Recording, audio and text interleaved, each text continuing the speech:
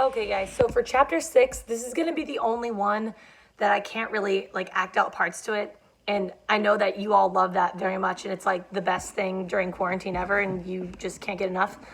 But unfortunately, this is the only chapter that I can't really act out because it's more information wise, but it's not super long. And just to let you know, chapter 7, the one after this, is like going to blow your mind. It's going to be amazing. So, and chapters 8 and 9 are good too, but 7 is like the best one in the whole book. So there's going to be a ton of scenes to act out in that. So it'll be way better. So just, this is the only time that I won't be able to really, but I will explain everything still that we're going to do. So that we'll go over. So just little disclaimer. Okay. So chapter 6. So about this time, an ambitious young reporter from New York arrived one morning at Gatsby's door and asked him if he had anything to say. Anything to say about what? Inquired Gatsby politely. Why, any statement to give out. It transpired after a confused 5 minutes that the man had heard Gatsby's name around his office in a connection which he either wouldn't reveal or didn't fully understand. This was his day off, and with laudable initiative, he had hurried out to see. Basically, Gatsby's parties have reached like a level of infamy. Like, people are just showing up to ask him, like, when they're going to continue, to ask him all about them, and like everybody knows who he is. It was a random shot, and yet the reporter's instinct was right. Gatsby's notoriety spread about by the hundreds who had accepted his hospitality and so become authorities upon his past, had increased all summer until he fell just short of being news. Contemporary legends, such as the underground pipeline to Canada, attached themselves to him, and there was one persistent story that he didn't live in a house at all, but in a boat that looked like a house and was moved secretly up and down the Long Island shore. Just why these inventions were a source of satisfaction to James Gatz of North Dakota isn't easy to say. So we're about to learn about Gatsby's past finally. James Gatz, that was really, or at least legally, his name. He had changed at the age of 17, and at the specific moment that witnessed the beginning of his career, when he saw Dan Cody's yacht drop anchor over the most insidious flat on Lake Superior. It was James Gatz, who had been loafing along the beach that afternoon, in a torn green jersey and a pair of canvas pants. But it was already Jay Gatsby, who borrowed a rowboat, pulled out on the Tuolumne, and informed Cody that a wind might catch him and break him up in half an hour. Okay, so his real name is James Gatz. He changes his name to Jay Gatsby. And I don't know if you guys remember in the last chapter when Daisy and Nick and Gatsby were all walking around Gatsby's house, he points out this picture of a man named Dan Cody. So we're about to find out kind of who that guy is. I suppose he'd had the name ready for a long time, even then. His parents were shiftless and unsuccessful farm people, talking about Gatsby's parents. His imagination had never really accepted them as his parents at all. The truth was that Jay Gatsby of West Egg, Long Island, sprang from his platonic conception of himself. He was a son of God, a phrase which, if it means anything, means just that. And he must be about his father's business, the service of a vast, vulgar, and meretricious beauty. So he invented just the sort of Jay Gatsby that a 17-year-old boy would be likely to invent. And to this conception, he was faithful to the end. So basically, this is like the alter ego that he's made for himself. Jay Gatsby is who he wanted to be. So he wants to not have any connection with his past. His parents are poor farmers. And so he invents this awesome new person that he wants to be and changes his name to Jay Gatsby.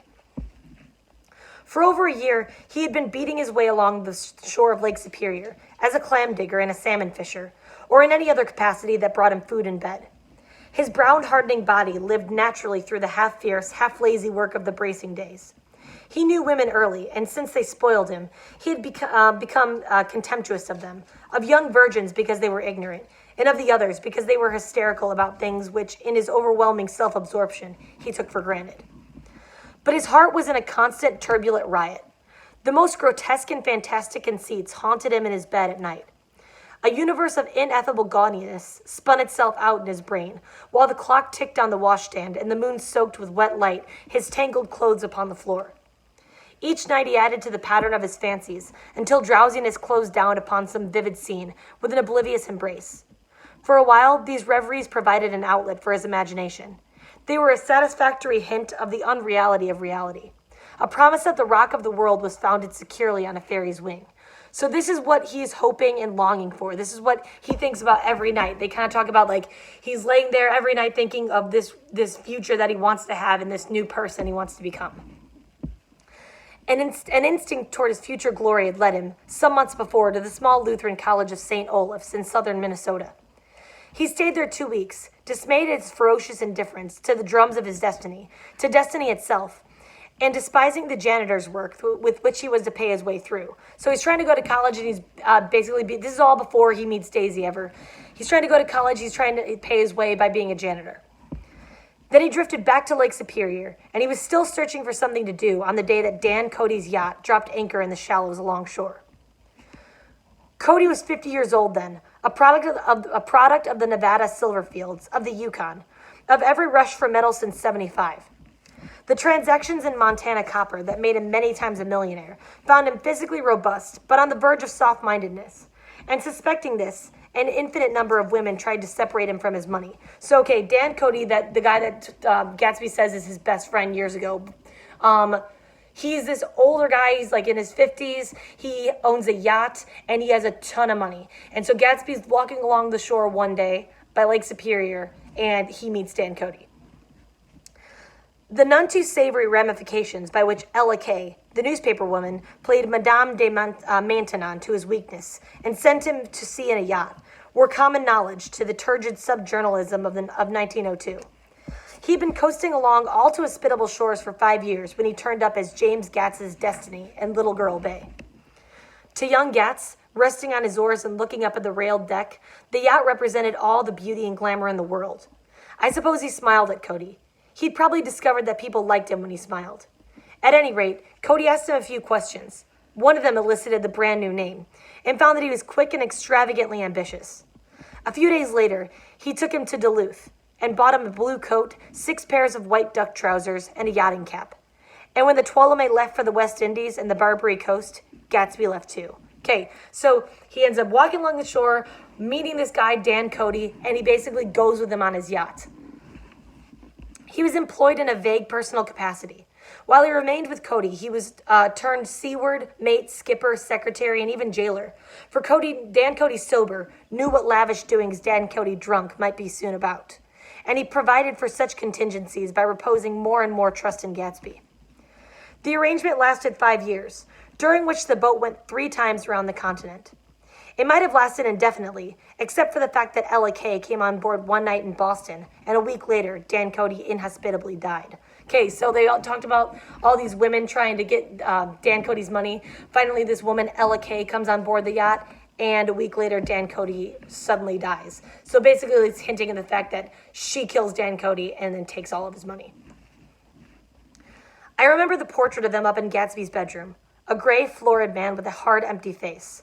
The pioneer debauchee, who turned one phase of American life, brought back to the eastern seaboard the savage violence of the frontier brothel and saloon. It was indirectly due to Cody that Gatsby drank so little. Sometimes in the course of gay parties, women used to rub champagne into his hair. For himself, he formed the habit of letting liquor alone. And it was from Cody that he inherited money, a legacy of $25,000. He didn't get it. He never understood the legal device that was used against him, but what remained of the millions went intact to Ella Kay. He was left with his singularly appropriate education. The vague contour of J. Gatsby had filled out to the substantiality of a man. So Cody leaves all of his money to Gatsby, but somehow Ella Kay ends up stealing all of it, so Gatsby gets none of it. But Cody taught him about acting rich and being a gentleman. He was almost like his mentor. So Dan Cody taught Gatsby how to fake it till you make it. Act like you're rich and act like you're from a wealthy family until people actually think that you are. He told me all this very much later. So Nick's talking about that Gatsby told Nick all of this very much later. But I put it down here with the idea of exploding those first wild rumors about his antecedents, which weren't even faintly true. Moreover, he told me it in a time of confusion, when I had reached the point of believing everything and nothing about him. So I take advantage of this short halt, while Gatsby, so to speak, caught his breath, to clear this set of misconceptions away. It was a halt, too, in my association with his affairs.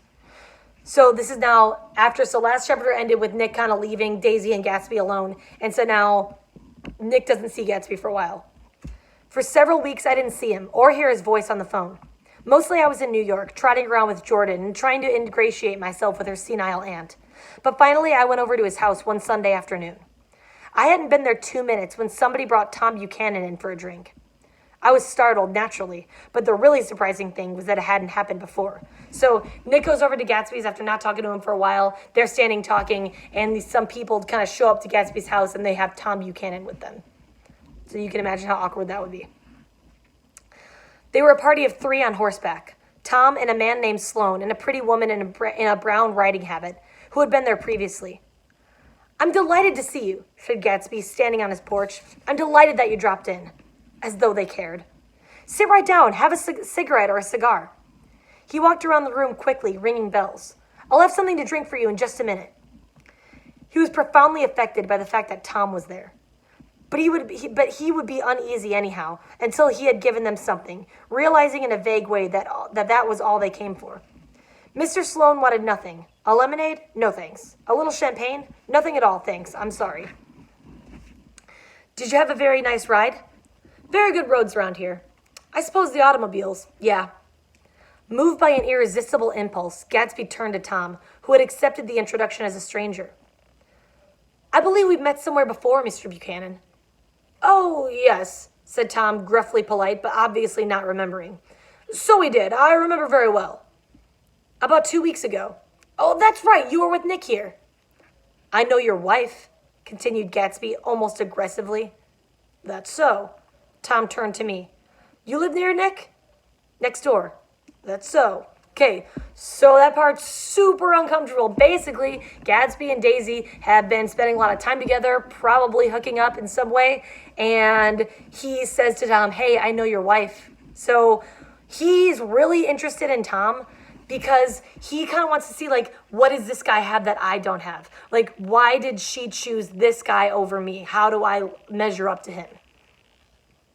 Mr. Sloan didn't enter into the conversation, but lounged back haughtily in his chair. The woman said nothing either, until unexpectedly, after 2 highballs, she became cordial. "Well, I'll come over to your next party, Mr. Gatsby," she suggested. "What do you say?" "Certainly, I'd be delighted to have you." "Very nice," said Mr. Sloan without gratitude. "Well, think I ought to be starting home." "Please don't hurry," Gatsby urged them. He had control of himself now, and he wanted to see more of Tom. Why don't you stay for supper? I wouldn't be surprised if some other people dropped in from New York." "You come to supper with me," said the lady enthusiastically. "Both of you." This included me. Mr. Sloan got to his feet. "Come along," he said, but to her only. "I mean it," she insisted. "I'd love to have you. Lots of room." Gatsby looked at me questioningly.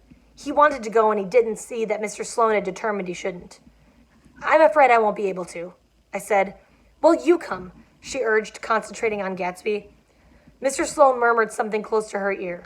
"We won't be late if we start now," she insisted aloud. "I haven't got a horse," said Gatsby. "I used to ride in the army, but I've never bought a horse. I'll have to follow you to my car. Excuse me for just a minute." The rest of us walked out on the porch, where Sloan and the lady began an impassioned conversation aside. "My God, I believe the man's coming," said Tom. "Doesn't he know she doesn't want him?" "She says she does want him." "She has a big dinner party, and he won't know a soul there." He frowned. "I wonder where in the devil he met Daisy. By God, I may be old-fashioned in my ideas, but women run around too much these days to suit me. They meet all kinds of crazy fish." So this is probably one of the most ironic and hypocritical things he could possibly say. He's basically saying, like, yeah, I don't know where Daisy met this Gatsby guy, but I think women run around too much with other people, which is exactly what he does all the time. Suddenly, Mr. Sloan and the lady walked down the steps and mounted their horses. "Come on," said Mr. Sloan to Tom. "We're late. We've got to go." And then to me, "Tell him we couldn't wait, will you?" Tom and I shook hands. The rest of us exchanged a cool nod, and they trotted quickly down the drive, disappearing under the August foliage, just as Gatsby, with hat and light overcoat in hand, came out the front door. Tom was evidently perturbed at Daisy's running around alone, for on the following Saturday night, he came with her to Gatsby's party. Perhaps his presence gave the evening its peculiar quality of oppressiveness. It stands out in my memory from Gatsby's other parties that summer. There were the same people, or at least the same sort of people, the same profusion of champagne, the same many-colored, many-keyed commotion, but I felt an unpleasantness in the air, a pervading harshness that hadn't been there before. Or perhaps I'd merely grown used to it, grown to accept West Egg as a world complete in itself, with its own standards and its own great figures, second to nothing, because it had no consciousness of being so, and now I was looking at it again, through Daisy's eyes. It is invariably saddening to look through new eyes at things upon which you have expanded your own powers of adjustment. Okay, so this is like a few nights later now, and Daisy comes to one of Gatsby's parties, and Tom is with her. They arrived at twilight, and as we strolled out among the sparkling hundreds, Daisy's voice was playing murmurous tricks in her throat. "These things excite me so," she whispered. "If you want to kiss me any time during the evening, Nick, just let me know, and I'll be glad to arrange it for you. Just mention my name, or present a green card. I'm giving out green—" "Look around," suggested Gatsby. "I'm looking around. I'm having a marvelous. You must see the faces of many people you've heard about." Tom's arrogant eyes roamed the crowd. "We don't go around very much," he said. "In fact, I was just thinking I don't know a soul here." "Well, perhaps you know that lady." Gatsby indicated a gorgeous, scarcely human orchid of a woman who sat in state under a white plum tree. Tom and Daisy stared, with that peculiarly unreal feeling that accompanies the recognition of a hitherto ghostly celebrity of the movies. Okay, so basically this entire time, Gatsby's trying to say, look at all these people over here, look at these people over here, all these famous people, look how great my party is, I'm better than you, Tom. And Tom the whole time is saying, nope, don't recognize a soul here, this party sucks, I'm better than you, Gatsby. Like they're competing for Daisy without saying it the whole time. "She's lovely," said Daisy. The man bending over her is her director. He took them ceremoniously from group to group. "Miss Buchanan and Mr. Buchanan." After an instant's hesitation, he added, "The polo player." "Oh, no," objected Tom quickly. "Not me." But evidently the sound of it pleased Gatsby, for Tom remained the polo player for the rest of the evening. So he's introducing them, "Oh, this is Mr. Buchanan, and this is Mr. Buchanan, the polo player." And Tom says, no, don't call me that. And so then Gatsby calls him that to everyone for the rest of the evening. "I've never met so many celebrities," Daisy exclaimed. "I like that man. What was his name? With the sort of blue nose?" Gatsby identified him, adding that he was a small producer. "Well, I liked him anyhow." "I'd a little rather not be the polo player," said Tom pleasantly. I'd rather look at all these famous people in Oblivion." Daisy and Gatsby danced. I remember being surprised by his graceful conservative foxtrot. I had never seen him dance before. Then they sauntered over to my house and sat on the steps for half an hour, while at her request I remained watchfully in the garden. "In case there's a fire or a flood," she explained, "or any act of God." Okay, so basically they dance together. Tom doesn't know anything's going on between them. So they're dancing, and then they go over to Gatsby's house, to Nick's house, and Daisy tells Nick to kind of like be on the watch for Tom to make sure he doesn't find them. Tom appeared from his oblivion as we were sitting down to supper together. "Do you mind if I eat with some people over here?" he said. "A fellow's getting off some funny stuff." "Go ahead," answered Daisy genially. So now this is after they're back. "And if you want to take down any addresses, here's my little gold pencil." She looked around after a moment and told me the girl was common but pretty, and I knew that except for the half hour she'd been alone with Gatsby, she wasn't having a good time. Okay, so she tells Tom, "Here's my pencil in case you want to take down any numbers or names," basically saying to him, like, "I don't care what you do anymore. I know that you cheat on me, but it doesn't matter now." And she's not having a good time because, okay, Daisy's from East Egg, so she feels like she's kind of better than all these West Egg people and kind of looking down upon everybody there. We were at a particularly tipsy table. That was my fault. Gatsby had been called to the phone, and I had enjoyed these same people only 2 weeks before. But what had amused me then turned septic on the air now. "How do you feel, Miss Baedeker?" The girl addressed was trying unsuccessfully to slump against my shoulder. At this inquiry, she sat up and opened her eyes. "What?" A massive and lethargic woman, who had been urging Daisy to play golf with her at the local club tomorrow, spoke in Miss Baedeker's defense. "Oh, she's all right now. When she's had 5 or 6 cocktails, she always starts screaming like that. I tell her she ought to leave it alone." "I do leave it alone," affirmed the accused hollowly. "We heard you yelling. So I said to Doc Savette here, 'There's somebody that needs your help, Doc.'" "She's much obliged, I'm sure," said another friend, without gratitude. "But you got her dress all wet when you stuck her head in the pool." "Anything I hate is to get my head stuck in a pool," mumbled Miss Baedeker. "They almost drowned me once over in New Jersey." "Then you ought to leave it alone," countered Dr. Savette. "Speak for yourself," cried Miss Baedeker violently. "Your hand shakes. I wouldn't let you operate on me." So basically it's like they're surrounded by a bunch of drunk people and Daisy's kind of like, ugh, like she feels above all this. It was like that. Almost the last thing I remember was standing with Daisy and watching the moving picture director and his star. They were still under the white plum tree, and their faces were touching, except for a pale, thin ray of moonlight between. It occurred to me that they had been very slowly bending toward her all evening to attain this proximity, and even while I watched, I saw him stoop one ultimate degree and kiss at her cheek. "I like her," said Daisy. "I think she's lovely." But the rest offended her, and inarguably, because it wasn't a gesture but an emotion. She was appalled by West Egg, this unprecedented place that Broadway had begotten upon a Long Island fishing village, appalled by its raw vigor that chafed under the old euphemisms, and by the too obtrusive fate that herded its inhabitants along a shortcut from nothing to nothing. She saw something awful in the very simplicity she failed to understand. Meaning, she, doesn't, can't just see that, people are having a good time and enjoying each other. She has to, look down upon it and feel like she's above it and that she's, better than these people. I sat on the front steps with them while they waited for their car, so now the evening's drawing to a close. It was dark here in front. Only the bright door sent 10 square feet of light volleying out into the soft black morning. Sometimes a shadow moved against the dressing room blind above, gave way to another shadow, an indefinite procession of shadows that rouged and powdered in an invisible glass. "Who is this Gatsby, anyhow?" demanded Tom suddenly. "Some big bootlegger?"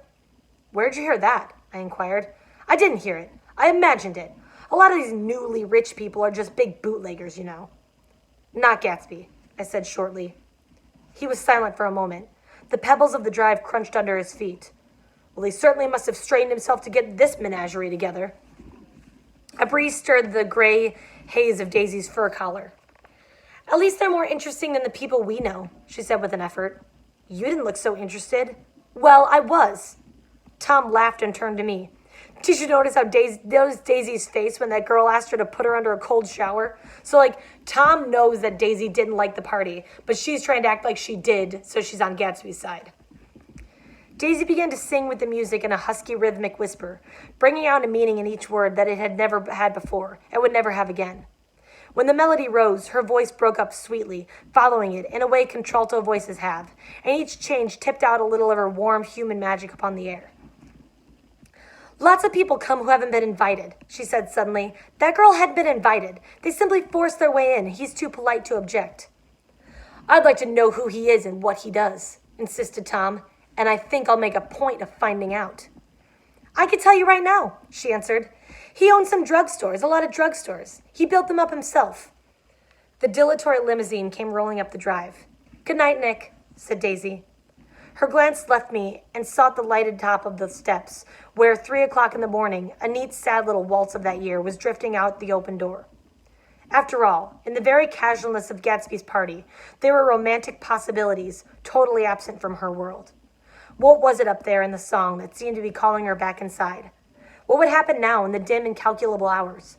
Perhaps some unbelievable guest would arrive, a person infinitely rare and to be marveled at, some authentically radiant young girl who, with one fresh glance at Gatsby, one moment of magical encounter, would blot out those 5 years of unwavering devotion. I stayed late that night, so Daisy and Tom leave. I stayed late that night. Gatsby asked me to wait until he was free, and I lingered in the garden until the inevitable swimming party had run up, chilled and exalted from the black beach, until the lights were extinguished in the guest rooms overhead. When he came down the steps, at last, the tanned skin was drawn unusually tight on his face, and his eyes were bright and tired. Okay, this part coming up is really important. "She didn't like it," he said immediately. "Of course she did." "She didn't like it," he insisted. "She didn't have a good time." He was silent, and I guessed at his unutterable depression. "I feel far away from her," he said. "It's hard to make her understand." "You mean about the dance?" "The dance?" He dismissed all dances that he had given with a snap of his fingers. "Old sport, the dance is unimportant." He wanted nothing less of Daisy than that she should go to Tom and say, "I never loved you." After she had obliterated 4 years with that sentence, they could decide upon the more practical measures to be taken. One of them was that, after she was free, they were to go back to Louisville and be married from her house, just as if it were 5 years ago. So he needs this from her. Gatsby wants Daisy to go to Tom, say, "I never loved you," completely just obliterate anything they had in their marriage, and then almost start over. He wants to go back to where they met, go back to Louisville, get married in her house like he always wanted, as if these next 5 years had never happened. And she doesn't understand, he said. She used to be able to understand. We'd sit for hours. He broke off and began to walk up and down a desolate path of fruit rinds and discarded favors and crushed flowers. I wouldn't ask too much of her, I ventured. You can't repeat the past. Can't repeat the past, he cried incredulously. Why, of course you can. So that's a huge theme in this story. Basically, like, that's where Gatsby lives, is the past. He thinks that you absolutely can repeat the past. That's what he's been trying to do for the past 5 years. He looked around him wildly, as if the past were lurking here in the shadow of his house, just out of reach of his hand. I'm going to fix everything just the way it was before, he said, nodding determinedly. She'll see. He talked a lot about the past, and I gathered that he wanted to recover something, some idea of himself perhaps, that had gone into loving Daisy. His life had been confused and disordered since then, but if he could once return to a certain starting place and go over it all slowly, he could find out what that thing was. Okay, so now this is kind of like a flashback. It says one autumn night 5 years before. So this is now Daisy and Gatsby when they were actually together, when they're walking together. One autumn night 5 years before. They had been walking down the street when the leaves were falling, and they came to a place where there were no trees, and the sidewalk was white with moonlight. They stopped here and turned toward each other. Now it was a cool night with that mysterious excitement in it which comes at the 2 changes of the year. The quiet lights in the houses were humming out into the darkness, and there was a stir and bustle among the stars. Out of the corner of his eye, Gatsby saw that the blocks of the sidewalks really formed a ladder, and mounted to a secret place above the trees. He could climb to it if he climbed alone, and once there, he could suck on the pap of life, gulp down the incomparable milk of wonder. So this is like what he's standing with Daisy 5 years before, and he kind of looks into the distance like this is what he could achieve and what he could be if he doesn't choose to be with Daisy. His heart beat faster and faster as Daisy's white face came up to his own. He knew that when he kissed this girl and forever wed his unutterable visions to her perishable breath, his mind would never romp again like the mind of God. So basically, like, he'd be controlled by her. Either choose to not be with her and accomplish all this stuff, or choose to be with her. And he knows that if he kisses her, that he's going to be like tied to her forever. And kind of like his emotions will be controlled by her. So he waited, listening for a moment longer to the tuning fork that had been struck upon a star. Then he kissed her. At his lips' touch, she blossomed for him like a flower, and the incarnation was complete. Through all he said, even through his appalling sentimentality, I was reminded of something. An elusive rhythm, a fragment of lost words that I had heard somewhere a long time ago. For a moment, a phrase tried to take shape in my mouth, and my lips parted like a dumb man's, as though there was more struggling upon them than a wisp of startled air. But they made no sound, and what I had almost remembered was uncommunicable forever. So basically, Gatsby's whole life is about the past. He can't let it go. It's where he lives. And he's remembering that he made, like, once he kissed her, he knew that, like, this is what he would have to have. So this is what he's trying to recreate.